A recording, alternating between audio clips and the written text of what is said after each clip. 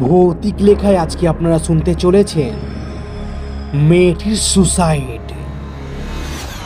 দিনটা ছিল বৃহস্পতিবার। আমি খুলনা থেকে রওনা দিলাম বিকেল 6টায়। আমাদের সদর থানায় পৌঁছাতে রাত 9টা বেজে যায়। সদর থেকে আমাদের বাড়ি আরও 20 কিলোমিটার পথ। কোনো গাড়ি না পেয়ে একটা মোটরসাইকেল ভাড়া করি। মোটরসাইকেলে করে বাজার পর্যন্ত আসি। এর পরে রাস্তা ভাঙা ও কাদা থাকায় গাড়ি আর যেতে পারবে না বলে তাকে ছেড়ে বাজারে যখন পৌঁছালাম তখন সময় রাত 9:30। বাজার থেকে আরও 3 কিলোমিটার দূরে আমার বাড়ি। বাজারের কোনো দোকান খোলা নেই। আকাশ একটু মেঘলা থাকায় বেশ অন্ধকার লাগছে। আমার কাছে একটা 2 ব্যাটারির টর্চ। আমি হাঁটতে লাগলাম। যে রাস্তা দিয়ে আমি হাঁটছি তা ছিল মাটির রাস্তা। রাস্তার বাম পাশে ছিল খাল, ডান পাশে পাট ক্ষেত। কিছু দূর হাঁটার পরে একটা পূজা মণ্ডপ। মণ্ডপটার গেটের উপর একটা মহাদেবের মূর্তি 25 ফুট উঁচু হবে ও তার পাশে শ্মশান। মহাদেবের মূর্তিটার গায়ে শ্যাওলা পড়ায় ওইটাকে ভয়ঙ্কর দেখাচ্ছিল। শ্মশানটার দিকে যখন তাকালাম মনে হয় কেউ যেন একটা ওখান থেকে দৌড়ে আসবে আমাকে ধরতে। কিছুই দেখি না, কিন্তু মনে হচ্ছে কেউ বুঝি আমাকে দেখছে, আমাকে অনুসরণ করছে। আমার পেছনে বুঝি কেউ আছে। মনে মনে ঈশ্বরের নাম করতে থাকি।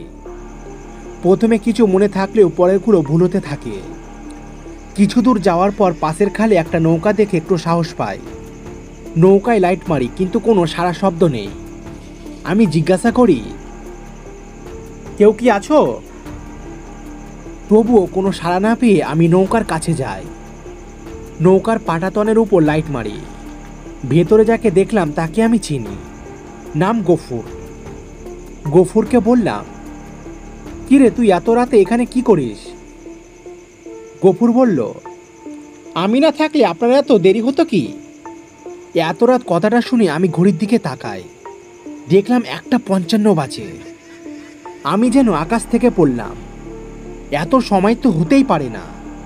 আমি কি করে 3 ঘন্টা ধরে হাঁটছি? মোটের উপর 3 থেকে 40 মিনিটের রাস্তা। আমি গফুরকে কিছু বুঝতে দিলাম না। গফুরকে বললাম, গফুর আমাকে একটু পার করে দে। এই বলে আমি গফুরের নৌকায় উঠলাম।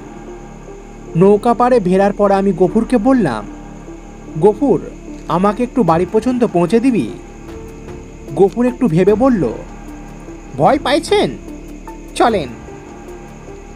আমরা দুজন একসাথে হাঁটছি। কিছু দূর আসার পর আমি খেয়াল করলাম গফুর আমার পেছনে পেছনে হাঁটে।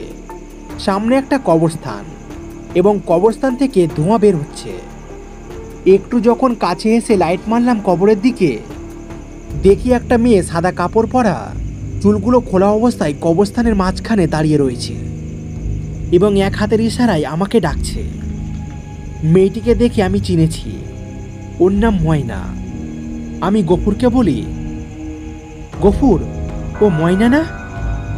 হঠাৎ বুকের ভেতরটা কেমন যেন করে উঠল, শরীর কেঁপে গেল। আমার পাশে গফু আর নেই। আমি একটা চিৎকার দিয়ে দৌড়াতে দৌড়াতে সামনে গিয়ে অজ্ঞান হয়ে পড়ি। বাড়ির লোকজন আমাকে তুলে নিয়ে মাথায় পানি দেয়। কিছুক্ষণ পর আমার জ্ঞান ফিরলে আমি তাদেরকে সব কিছু বলি। আমার কথা শুনে তারা একে অপরের দিকে এমন মুখ চাওয়াচাই করে যেন আমি তাদেরকে মিথ্যে কথা বলছি। পরে জানতে পারি গফুর ও ময়নার মধ্যে একটা সম্পর্ক ছিল।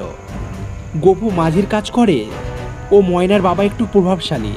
তাদের সম্পর্ক মেয়েটির পরিবার মেনে নেয়নি, তাই মেয়েটি সুসাইড করেছে এবং গফুর খোঁজও কেউ জানে না। তো এই ছিল আজকের গল্প। যদি ভালো লেগে থাকে তাহলে একটি লাইক দিয়ে অবশ্যই কমেন্ট করে জানাবেন।